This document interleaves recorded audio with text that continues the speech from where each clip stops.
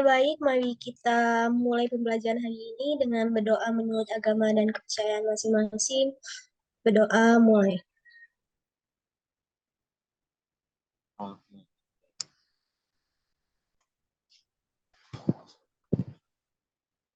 selesai. Untuk hari ini kita belajar mengenai jaringan tumbuhan dan juga hewan. Nah, tujuan pembelajarannya sendiri yang pertama, setelah mempelajari ini, kita dapat membedakan jaringan epitel, otot, tulang saraf, dan juga tulang ikat pada pembentukan organ hewan. Lalu menjelaskan fungsi masing-masing jaringan pada hewan. Yang ketiga, dapat membedakan berbagai jaringan epidermis, kolenkim, sklerenkim, parenkim, xilem, flom, dan kambium pada tumbuhan. Lalu yang keempat yaitu menunjukkan letak epidermis cortex dan stele atau silinder pusat. Dan yang kelima adalah mendeskripsikan fungsi masing-masing jaringan pada tumbuhan.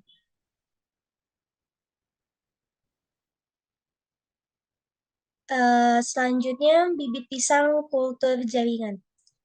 Bibit pisang kultur jaringan adalah bibit yang dihasilkan melalui perkembangbiakan jaringan pada media buatan dalam laboratorium atau in vitro.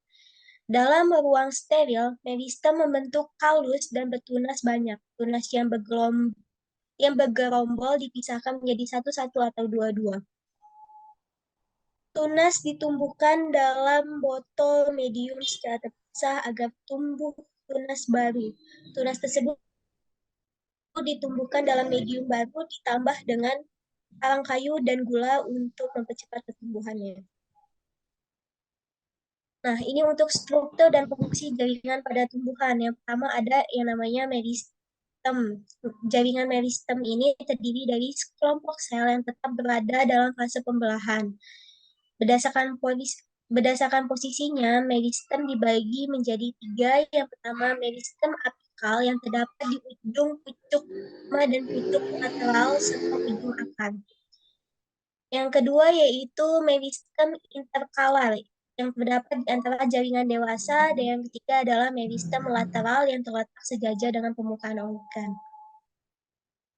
Tempat ditemukannya terletak sejajar dengan permukaan organ tempat ditemukannya. Berdasarkan asal-usulnya, yang pertama ada yang namanya meristem primer, dan yang kedua ada yang namanya meristem sekunder.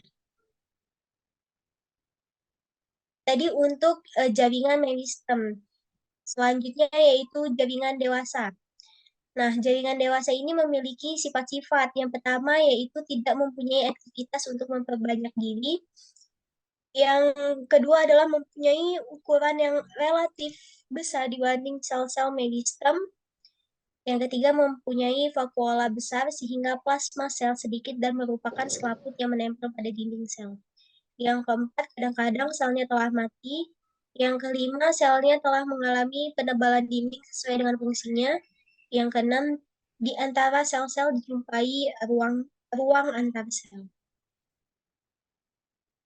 Jaringan dewasa penyusun organ tumbuhan tingkat tinggi antara lain yang pertama adalah jaringan pelindung atau epidermis. Jadi di dalam jaringan dewasa ini ada jaringan lain, ada jaringan lagi di dalamnya. Yang pertama yaitu jaringan pelindung yang disebut dengan epidermis.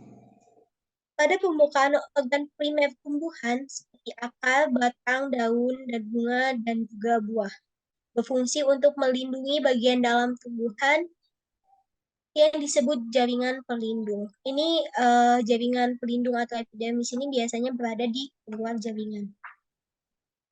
Lanjut, sel-sel epidermis berkembang menjadi alat tambahan atau derivat epidermis. Yang pertama, stomata.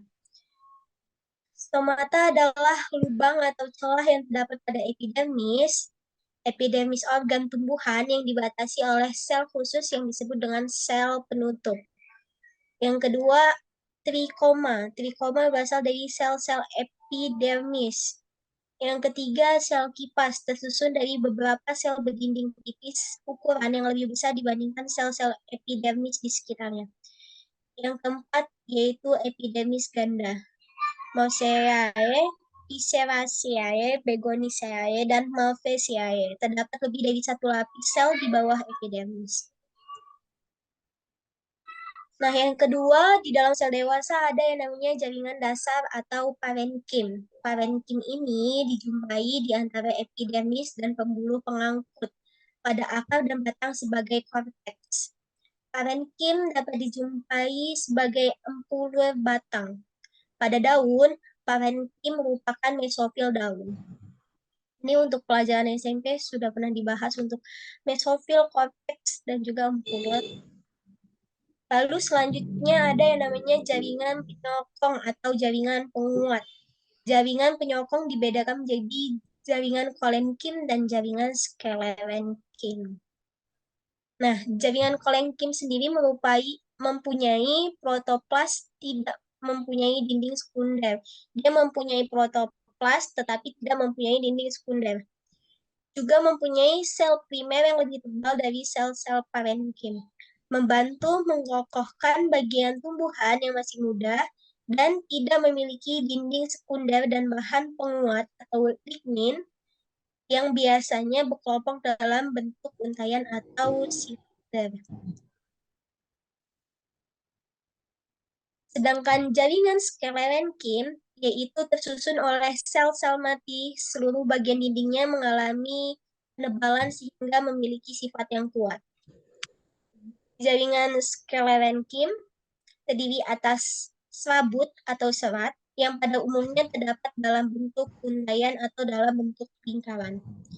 Dan terdapat juga sclereid, yaitu yang lebih pendek daripada serat, terutama di dalam kulit kayu, pembuluh tapis, dan dalam buah atau biji. Nah, ini disebut dengan jaringan pengangkut atau vaskuler.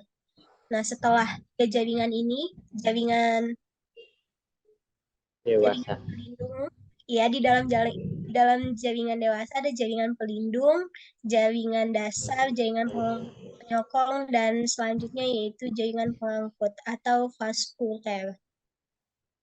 Nah, di sini bisa dilihat ya, ada silem dan flom. Silem dan flom ini gunanya untuk apa, Hasan? Kalau di dalam Untuk batang. mengangkut air dari akar ke seluruh tubuh tumbuhan. Iya, betul. Untuk mengangkut air dan juga mendistribusikan makanan ke dalam tumbuh-tumbuhan. Jadi ini Ya. disebut dengan jaringan pengangkut, yaitu vaskuler. Ada pembuluhnya, ada seratnya, ada kambiumnya, ada tabung lapisnya, ada lempeng lapisnya. Nah, ini silem. Kalau untuk silem ini sirkulasi air dan mineral dari akar. Jadi dia yang mengangkut air mineral dari akarnya. Penyusun silem merupakan sel mati dengan dinding yang sangat tebal, tersusun dari zat lignin sehingga silem berfungsi sebagai jaringan penguat. Unsur-unsur silem terdiri dari unsur trakeal, serabut silem, dan parenkim silem. Jadi kalau di dalam tumbuhan itu, kenapa tumbuhan nggak bisa bergerak seperti kita, nggak bisa bergerak lincah seperti animalia? Karena di dalam tumbuhan itu ada namanya zat lignin.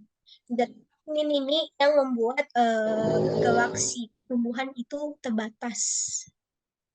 Lanjut. Unsur trakeal atau yang terdiri dari trakea dan trakeid. Trakea tersusun oleh sel-sel berbentuk tabung yang berhubungan pada ujung-ujungnya. Trakeid berupa sel lancip dan panjang sehingga dinding sel yang berlubang-lubang dengan dinding sel yang berlubang-lubang noktah. Yang kedua, serabut silem berdinding tebal dan memiliki noktah yang lebih sempit daripada noktah trakeid. Yang ketiga adalah parenkim silem tersusun dari sel-sel yang masih hidup berfungsi sebagai tempat cadangan makanan. Nah, yang kedua yaitu phloem, unsur-unsur tapis, sel-sel tapis pembentuk tabung dengan bagian ujung berlubang-lubang atau berpori-pori. Sel pengiring berhubungan erat dengan pembuluh tapis berbentuk silinder dan lebih besar dari sel-sel tapis. Yang ketiga, serabut phloem. Serabut phloem berbentuk panjang dengan ujung-ujung yang saling berkait. Yang keempat, parenchyma phloem, sel hidup yang memiliki dinding primer dengan lubang kecil yang disebut dengan nokta. Jadi, lubang-lubang kecil itu disebut dengan nokta ya. Lubang-lubang kecil yang ada di atau rongga-rongga kecil yang ada di tumbuhan itu disebut dengan nokta. Nokta. Tipe-tipe berkas pengangkut. Yang pertama adalah kolateral. Berkas pengangkut di mana silem dan phloem terletak berdampingan. Tipe kolateral terbuka. Jika antara silem dan phloem terdapat kambium. Kalau tipe kolateral terbuka jika antara silem dan phloem terdapat kambium. Tapi kalau tipe kolateral tertutup jika antara silem dan phloemnya tidak dijumpai kambium. Tipe konsentris, silem dikelilingi phloem atau sebaliknya. Tipe konsentris amfikibral, silem berada di tengah. Tipe konsentris amfifasal, phloem berada di tipe radial. Berkas pengangkut silem dan phloem letaknya bergantian menurut jari-jari lingkaran. Selanjutnya ada jaringan sekretoris. Dalam jaringan sekretoris ini ada yang namanya sel kelenjar yang berasal dari parenkim dasar yang mengalami diferensiasi dan mengandung senyawa hasil metabolisme. Yang kedua, sel kelenjarnya disebut dengan idioblast. Kalau bentuknya berbeda dengan sel-sel di sekitarnya. Contohnya biji kacang atau aracis, kulit kayu manis atau cinnamon, atau dalam rhizoma jahe, Gingerbread officinale. Yang kedua, ada yang namanya saluran kelenjar, yang mana ini terdiri dari sekelompok sel yang berdinding tipis dengan protoplas yang kental mengelilingi suatu ruangan yang berisi senyawa yang dihasilkan oleh sel-sel tersebut. Misalnya adalah saluran kelenjar pada daun jeruk atau Citrus sp. Selanjutnya yaitu ada saluran getah, yang mana ini terdiri dari sel-sel yang mengalami fusi membentuk suatu sistem jaringan yang menembus jaringan-jaringan lain dalam tubuh. Ini kita baru jadi ada berapa Hasan jaringan-jaringan yang ada di dalam tumbuhan.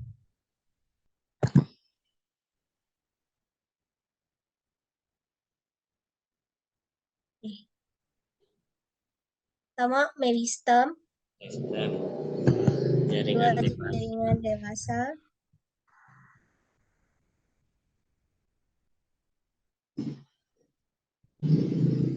sistem dan jaringan dewasa. Nah, di dalam jaringan dewasa ini ada beberapa jaringan lain, yaitu yang pertama Parenkim. ya parenkim, epidermis, penyokong dan pengangkut. Dan yang kelima adalah jaringan sekretoris. Lanjut ke organ pada tumbuhan. Yang pertama akar. Berdasarkan asalnya, akar tumbuhan dibagi dua kategori, yaitu akar primer dan akar liar. Akar mampu menerobos lapisan tanah. Pada bagian ujung akar terdapat ujung akar kaulifera berfungsi sebagai sarung pelindung akar. Nah, ini kalau dilihat kayak nokta-nokta gitu ya. Iya. Gak kelihatan. Epidermisnya ini pasti bagian luar. Kalau epidermis pasti bagian luar. Ini korteksnya, ini silem jaringan pengangkut, ini phloem. Oke, ke slide selanjutnya. Nah, di bagian akar ada juga disebut dengan epidermis akar yang terdiri atas satu lapis sel yang tersusun rapat, lalu juga memiliki rambut akar hasil aktivitas sel-sel di belakang tumbuhan. Rambut akar berfungsi untuk memperluas bidang penyerapan, tidak memiliki kutikula. Epidermis akar yang menggantung pada tanaman anggrek dapat berkembang menjadi filamen. Yang kedua ada korteks, tersusun dari beragam sel yang membentuk beberapa lapis sel. Dinding selnya tipis, mempunyai banyak ruang antar sel. pada korteks terdapat parenkim, kolenkim, dan sklerenkim. Tadi kalau di jaringan tumbuhan itu di parenkim, kolenkim, dan sklerenkimnya berada di jaringan dewasa. Lalu endodermis terletak di sebelah dalam korteks. Dinding sel endodermis mengalami penebalan gabus. Satu sel endodermis dengan penebalan sel gabus. Satu sel endodermis dengan penebalan sel gabus. Air masuk melalui sel endodermis yang dindingnya tidak menebal. Lapisan endodermis merupakan pemisah yang jelas antara korteks dan stele. Stele atau silinder pusat ini terdapat bekas pengangkut serta jaringan-jaringan lainnya. Di lapisan terluar dari silinder pusat terdapat periskel atau perikambium, yang mana aktivitas periskelnya membentuk cabang-cabang akar. Pada akar tumbuhan monokotil, letak xilem dan floem bersilang-seling membentuk lingkaran. Pada akar dikotil, xilem berbentuk bintang dan berada di pusat akar. Perbedaan morfologi batang dan akarnya. Nah, ini struktur anatomi batang. Pembuluh epidermis, korteks, xilem, kambium, floem, bekas pembuluh. Jadi kambium terbagi menjadi tiga ya, ada yang kambiumnya berada di tengah xilem dan floem, ada juga yang tidak berada di tengah dan floem. Berkaitan dengan aktivitas di tumbuh batang, ada dua teori tumbuh. Yang pertama teori histogen dari Hansteen, yang kedua teori tunika corpus dari Schmidt. Ini nanti mohon Hasan untuk dicari teori kedua teori. Nah ini nih ada teori histogen. Lapisan luar membentuk epidermis disebut dermatogen. Lapisan tengah pembentuk korteks disebut peribelum. Bagian tengah pembentuk stele disebut dengan pleron. Kalau untuk teori tunika corpus dari Schmidt, lapisan tepi terdiri dari sel-sel yang aktif membelah sehingga memperluas titik tumbuh disebut tunika. Bagian dalam terdiri dari sel-sel yang membelah ke segala arah dan berdiferensiasi disebut dengan korpus, terletak di sebelah dalam tunika. Lapisan penyusun batang. Nah, lapisan penyusun batang disebut dengan epidermis, pasti bagian tengahnya tersusun oleh selapis sel yang tersusun rapat tanpa ruang antar sel. Dinding sel sebelah luar dilengkapi pula yang berfungsi untuk melindungi batang dari kekeringan. Yang ketiga, pada tumbuhan kayu yang telah tua terdapat kambium gabus dapat membentuk derivat. Yang kedua ada namanya korteks batang, tersusun oleh sel-sel yang berdinding tipis, letak tidak teratur sehingga terbentuk ruang antar sel. Tersusun atas kolenkim dan sklerenkim yang berfungsi menyokong dan memperkuat tumbuhan. Yang ketiga adalah mengandung amilum. Stele atau silinder pusat, pada ini masih pada batang. Yang tadi pada akar, sekarang yang ini pada batang. Letak di sebelah dalam batang. Lapisan terluar disebut perisikel. Dalam stele terdapat sel parenkim dan bekas pengangkut. Pada tumbuhan dikotil, bagian sel dibatasi oleh kambium. Ini disebut, kalau bagian dalam disebut parenkim. Garis bulat ini disebut dengan kambium. Ini xilem, yang di luar, yang di dalam, yang di luar floem, yang di dalam xilem. Lalu ada xilem sekunder sama floem sekunder. Ini kambium. Jadi kan kalau di batang pasti itu bentukannya melingkar. Nah itu disebut dengan silinder pusat. Yang mana di situ ada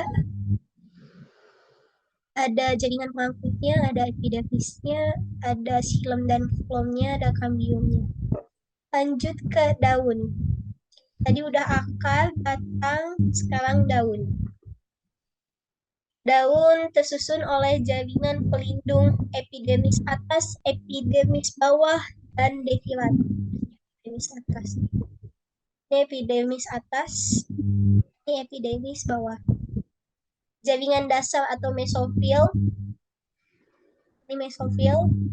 Dari sini sampai sini mesofil. Jaringan pengangkut, jaringan penguat, dan jaringan sekretory. Jaringan pengangkut, ini mesofil spons,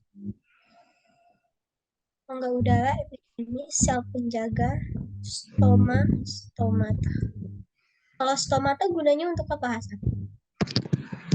Untuk udara, buka tutup. Ya, betul. Lanjut ke epidermis daun. Dapat di permukaan atas maupun bawah, terdiri dari satu lapis sel yang mengalami penebalan dari kitin atau kutikula atau lignin. Terdapat celah yang diapit oleh dua sel penutup. Celah ini disebut dengan stomata. Pada tumbuhan misalnya teratai, stomata terdapat di permukaan atas. Karena teratai hidupnya air, makanya dia berada di permukaan atas. Yang kedua, mesofil terletak di antara epidermis atas dan epidermis bawah. Pada tumbuhan dikotil, mesofil berdiferensiasi menjadi jaringan tiang atau palisade dan jaringan bunga karang atau spons. Pada rumput-rumputan dan monokotil lainnya, mesofil tidak berdiferensiasi. Lanjut ke jaringan pengangkut pada daun. Pada daun membentuk bangunan kompleks yang disebut dengan tulang daun. Tumbuhan dikotil mempunyai satu tulang daun dan cabang-cabang yang membentuk dengan cabang-cabang yang membentuk jala.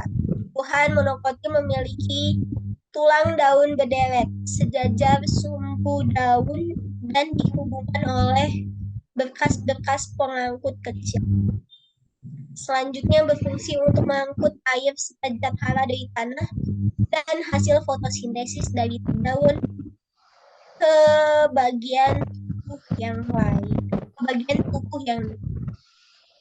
Dengan pengangkut ini diantaranya silem sama foam ya tadi.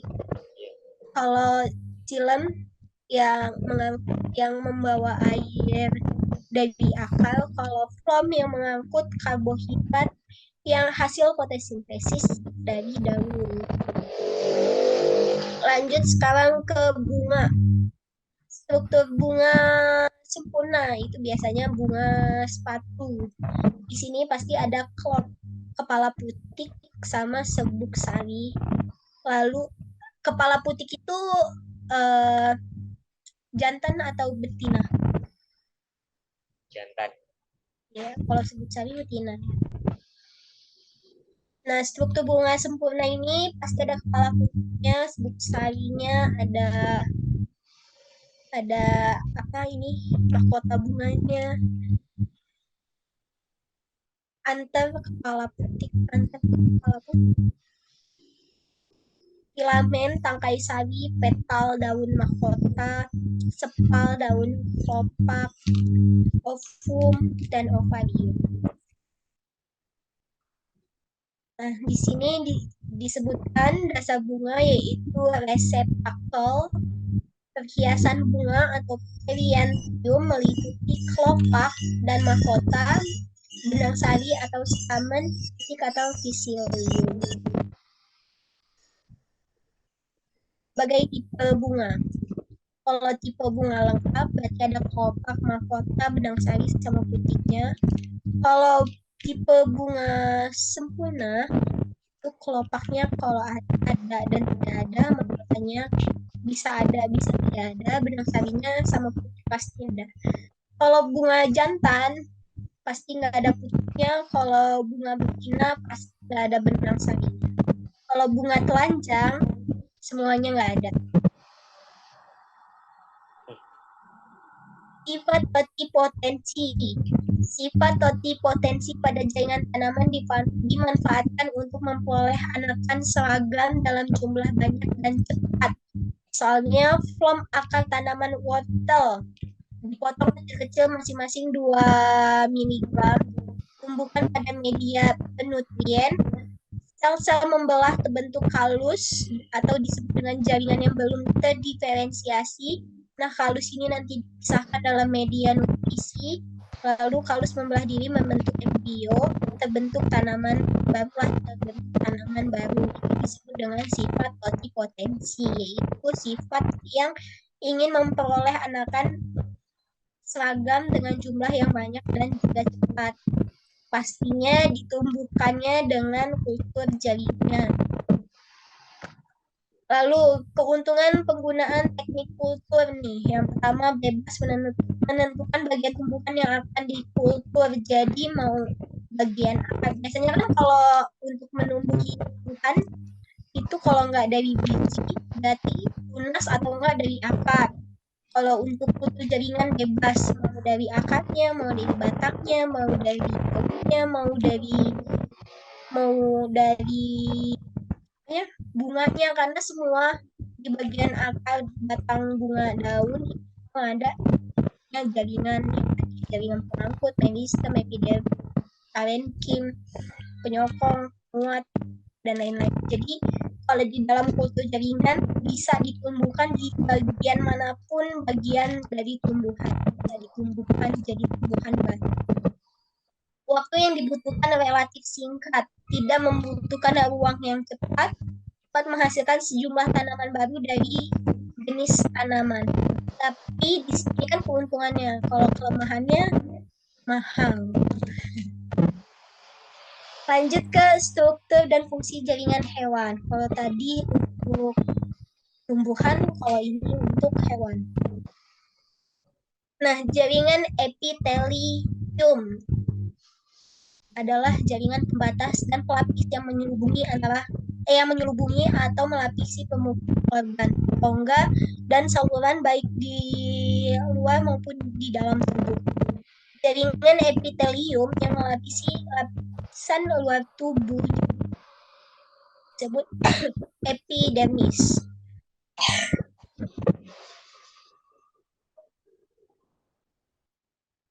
Jaringan epitelium yang membatasi organ dalam disebut endotelium.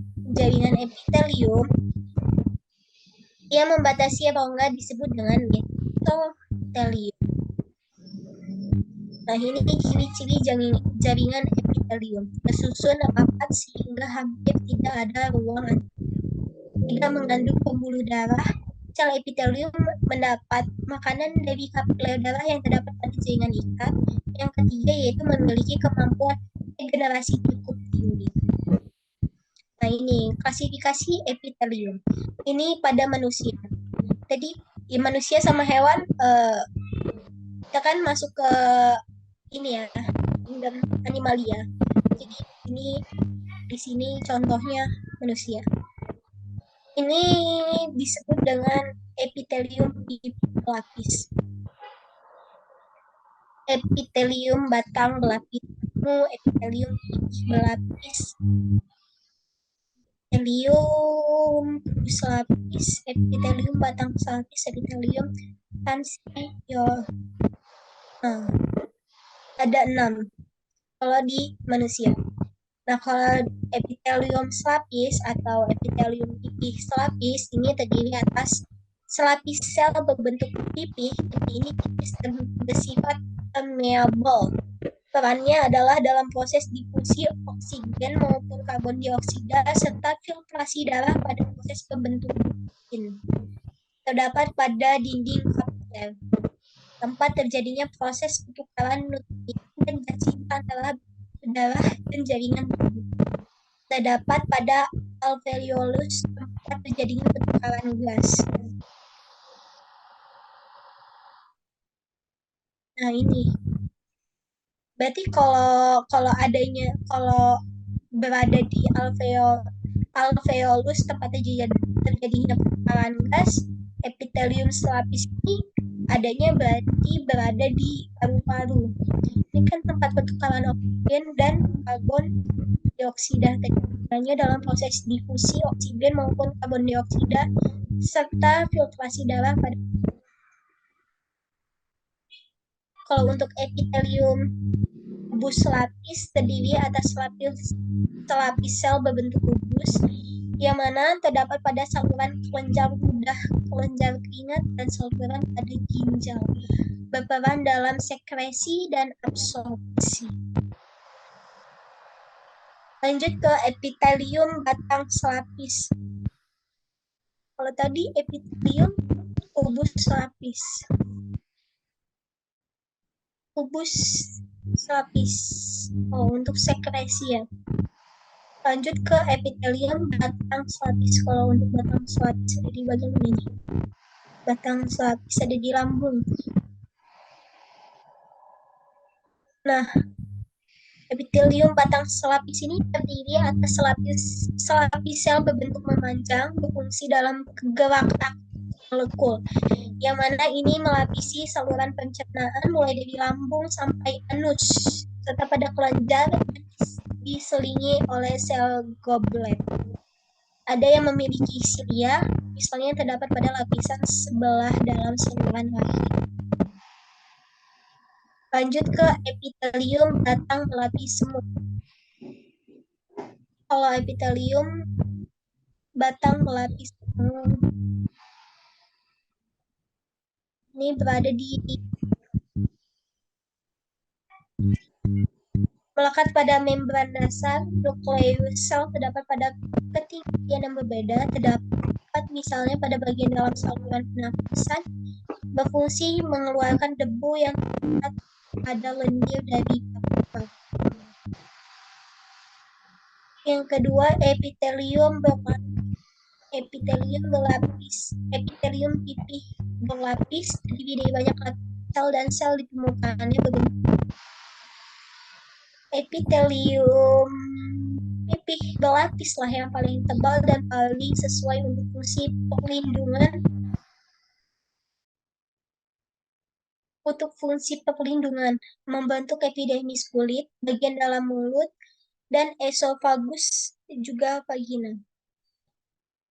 Lalu epitelium kubus dan batang berlapis. Jarang terdapat pada tubuh, hanya ada di saluran besar, misalnya kelenjar susu, kelenjar ludah, pangkal esofagus, dan berperan dalam sekresi. Epitelium transisional terdapat pada organ urinari, misalnya ureter dan bagian dalam ginjal, membentuk penghalang impermeable atau tidak dapat ditembus, sehingga urin tidak menembus dinding kantong kemih. Epitelium kelenjar. Pada kelenjar endokrin, sel epitelium yang menghubungkan antara kelenjar dan permukaan epitelium menghilang. Contohnya adalah kelenjar tiroid. Hasil sekresi kelenjar eksokrin langsung menuju ke permukaan epitelium. Kelenjar eksokrin multiseluler memiliki saluran untuk menyalurkan hasil sekresi ke permukaan epitelium. Nah ini, berdasarkan bentuk dan strukturnya, kelenjar eksokrin dapat diklasifikasikan sebagai berikut. Yang pertama, tubular. Tubular bergantung, tubular bercabang, alveolar, alveolar bercabang, tubular, alveolar. Nah, kalau di dalam tubuh manusia ada yang namanya, di dalam tubuh hewan dan manusia ada namanya jaringan ikat. Sel-sel jaringan ikat ini terdiri dari fibroblast yang berfungsi untuk mensekresikan protein. Yang kedua, makrofag berbentuk tidak teratur dan khusus terdapat di dekat pembuluh darah. Yang ketiga, sel tiang berfungsi menghasilkan substansi heparin dan histamin. Yang keempat, sel lemak adalah sel yang terspesialisasi khusus untuk menyimpan lemak. Yang kelima adalah sel darah putih berfungsi melawan patogen. Nanti untuk minggu berikutnya kita lihat video mengenai jaringan-jaringan yang ada di tumbuhan maupun hewan. supaya lebih paham. Selanjutnya ada jaringan ikat longgar, yang mana ini berfungsi untuk memberi bentuk organ dalam, misalnya kelenjar limfa, menyokong, mengelilingi, dan menghubungkan elemen dari seluruh jaringan lain, misalnya menyelubungi serat otot, meletakkan jaringan di bawah kulit, juga membentuk membran yang membatasi jantung dan rongga perut, dan membentuk membran yang disebut dengan mesenteris. Nah, ada juga nih jaringan ikat longgar, yang ini jaringan ikat padat. Jaringan ikat padat ini dibagi menjadi dua jenis, yaitu jaringan ikat padat tak teratur yang mempunyai pola yang tidak teratur. Terdapat pada bagian dermis kulit dan pembungkus tulang. Jaringan ikat padat teratur mempunyai pola yang teratur. Jadi, jaringan ikat padat ada yang polanya teratur, ada yang polanya tidak teratur. Dan terdapat pada tendon yang hubungan otot dengan tulang. Tulang rawan atau kartilagum, yang merupakan hasil spesialisasi dari jaringan ikat berserat dengan matriks elastis. Ada tiga jenis tulang rawan. Yang pertama, tulang rawan hialin atau matriksnya memiliki serat kolagen yang tersebar dalam bentuk anyaman halus dan rapat. Yang kedua, ada tulang rawan elastik. Serat kolagen tulang rawan elastik tidak tersebar dan nyata seperti pada tulang rawan hialin. Yang ketiga, tulang rawan fibrosa, yaitu laku-lakunya bulat atau bulat terulur dan berisi sel-sel kondrosit. Tulang osteon. Nih, lakuna. Lakuna mengandung osteosit. Ini lakuna. Nah, ini osteon atau sistem Halfors. Lamella konsentris. Ini ada periosteum. Kalau ini lamella konsentris, kalau yang satunya lamella intersisial. Ini pembuluh darah. Ini pembuluh. Lanjut ke jaringan otot. Nah, serat otot mengandung filamen aktin dan miosin sebagai alat gerak aktif. Jaringan otot tersusun atas sel-sel membujur dan miofibril. Kalau ini jaringan otot polos, ini otot tadi, yang ini otot jantung. Nanti adanya jantung. Nah, otot polosnya ini terdiri dari sel-sel berbentuk seperti gelondongan panjang antara 30 sampai 200 mm. Memiliki satu inti yang terletak di bagian tengah sel, lalu kontraksi sel otot polos tidak di bawah pengaruh kesadaran disebut dengan otot involuntar. Aktivitas otot polos tidak menimbulkan rongga. Otot polos terdapat pada rongga tubuh seperti saluran pencernaan. Lalu otot lurik berbentuk silinder yang panjangnya dan tidak bercabang. Yang panjang dan tidak bercabang. Panjang sel bervariasi antara 3 sampai 4 cm, memiliki banyak inti sel yang terletak di bagian tepi sel, kontraksi otot lirik di bawah kesadaran, kontraksi otot lirik cepat dan kuat serta dapat menimbulkan kelemahan. Otot lirik melekat di bagian rangka. Selanjutnya otot jantung. Otot jantung menyerupai otot lirik. Sel-sel otot jantung membentuk rantai dan sering bercabang. Dua atau lebih membentuk sintisium. Kalau otot lirik tidak bercabang, kalau otot jantung bercabang. Memiliki satu atau dua inti sel yang terletak di bagian tengah. Sel otot jantung dipersarafi oleh sistem saraf autonom dan kontraksinya tidak di bawah pengaruh kesadaran atau involuntar dan tidak menimbulkan kelelahan. Nah, ini merupakan jaringan saraf. Struktur sel saraf atau neuron. Yang ini disebut dengan nukleus, yang ada di tengah-tengah atau intinya disebut dengan nukleus. Ini dendrit. Sel-sel yang bercabang ini disebut dengan dendrit. Ini barusan badan selnya. Ini nodius Ranvier. Lalu sel Schwann.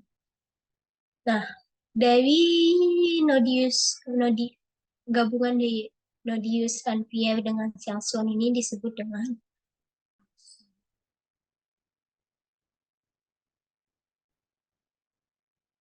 Nah, jenis sel saraf ini ada yang namanya neuron sensori atau neuron aferen yang menyampaikan rangsangan dari organ penerima rangsangan atau reseptor kepada sistem saraf pusat otak dan sumsum tulang belakang. Untuk yang neuron intermediate atau interneuron membentuk mata rantai dan terdapat di dalam sistem saraf pusat yang dirangsang oleh impuls dari neuron sensori atau dari neuron intermediate lainnya. Yang ketiga ada namanya neuron motor atau neuron eferen yang berfungsi untuk mengirimkan impuls dari sistem saraf pusat ke otot dan kelenjar yang akan melakukan respon tubuh. Lanjut ke organ pada hewan. Tadi udah organ pada tumbuhan, sekarang organ pada hewan. Yang merupakan bagian tubuh yang tersusun oleh beberapa jenis jaringan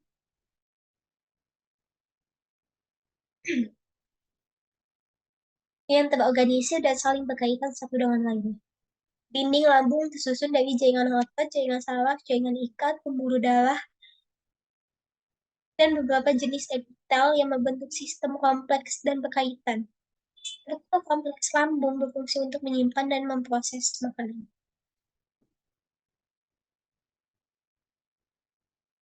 Nah, ini ada penyakit kanker yang merupakan jaringan yang tumbuh tak terkendali. Jadi kanker itu adalah jaringan-jaringan yang di dalam tubuh kita ini yang tumbuh tak terkendali akibat adanya faktor pencetus yang mengganggu kegiatan metabolisme. Jadi apa penyebab kanker? Kanker itu apa sih? Kanker itu jaringan yang tumbuh tak terkendali. Jadi penyebab kanker yang pertama ada faktor genetik, berarti keturunan atau sel kanker diwariskan dari generasi berikutnya pada setiap mitosis. Jadi ada juga kanker yang genetik. Yang kedua ada karsinogen atau zat kimia yang bersifat karsinogenetik. Ini penyebabnya berarti zat kimia, makanan yang biasa kita konsumsi. Karena berinteraksi langsung dengan molekul DNA dan menyebabkan mutasi sehingga terjadinya kanker. Nah, sampai sini ada disebut dengan resistensi bawah atau manusia mempunyai resistensi bawaan terhadap berbagai faktor yang menyebabkan kanker itu sendiri. Nah, nyampe sini ada yang ingin ditanyakan Hasan?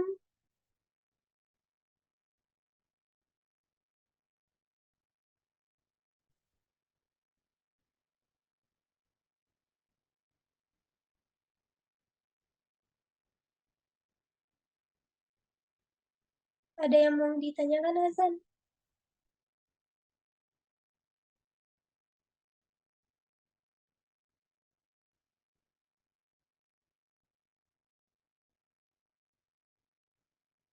Enggak ada. Cukup. Ada yang mau ditanyakan atau enggak? Kalau nggak ada, kita lihat hasil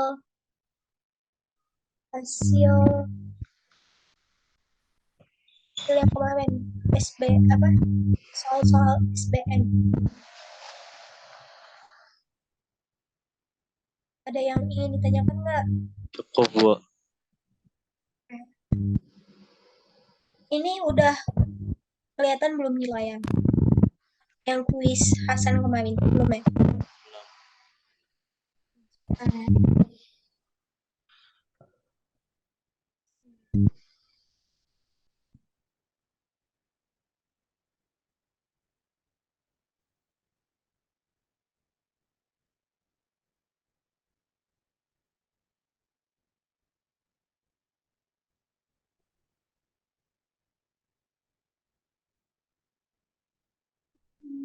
ini 75% ketepatan. Udah kelihatan belum? Udah ya? Udah Hasan? Udah. Udah. Berarti kemarin cuma salah 5 doang ya? 25%. 15 benar, 5 salah. Skornya 10.650. Masuk tinggi loh Hasan. Tinggi. Ya munculnya sifat esensi. Jadi suatu pembatasan disebabkan oleh dengan disiksi. Tuh. Nah ini kita jawab yang salah aja ya. Yang salah kan ada 5 kan. Perbedaan yang antara reaksi siklik dan non siklik pada fotosintesis adalah bahwa reaksi siklik. Jadi kalau siklik itu kayak proses gelap dan proses terang yang kalau di proses terang dia membutuhkan oksigen, tapi kalau di proses gelap dia tidak membutuhkan oksigen, malah mengeluarkan oksigen. Jadi kalau non siklik dia berarti membutuhkan oksigen atau O2. Ini udah benar. Nah ini yang salah. Bekicot kaki 1000 cacing dalam rantai makanan disebut dengan detritivore. Kalau dekomposisi itu lebih ke arah pengurai. Kalau misalnya nanti kayak bakteri, sebutnya dengan dekomposer. Kalau ada bangkai itu kan diurai oleh pengurai itu disebutnya kayak bakteri, itu disebutnya dengan dekomposer. Kalau bekicot kaki 1000 cacing itu disebutnya dengan detritivore. Kalau kalau kayak eh,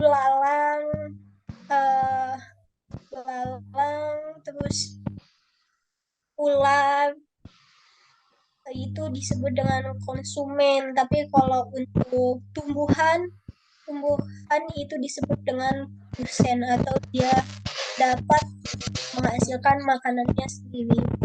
Nomor 8 benar, nomor 9 benar, nomor 10 benar, nomor 11 kawasan yang telah mengalami polusi udara yang parah tidak akan dijumpai riset. Kalau udah lumut aja kadang kalau udah parah banget nggak bisa, bahkan lumut aja nggak bisa ditemui. Tenes itu bagian paling kecil dari. Lanjut ke tahap proses respirasi seluler. Benar ya nomor 16. Nomor 16.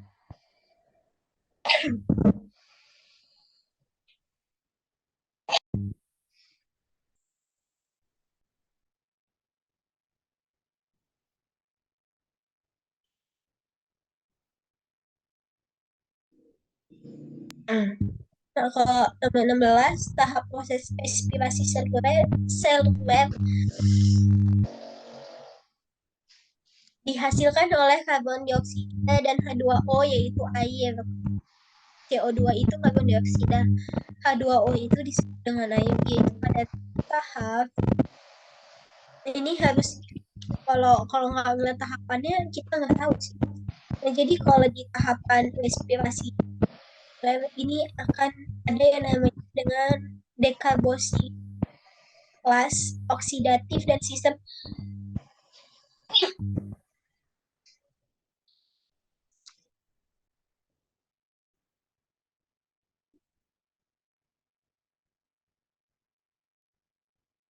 atau dan sistem transfer elektronnya. Dan yang nomor 20 adalah orang yang sehat tidak ditemukan adanya. Kalau trombosit pasti ada dong. Tidak ditemukannya adanya trombin.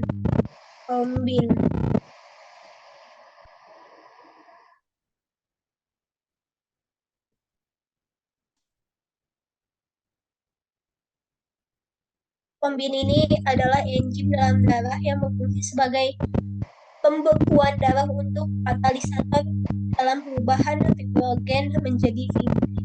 Jadi kalau dia sehat darahnya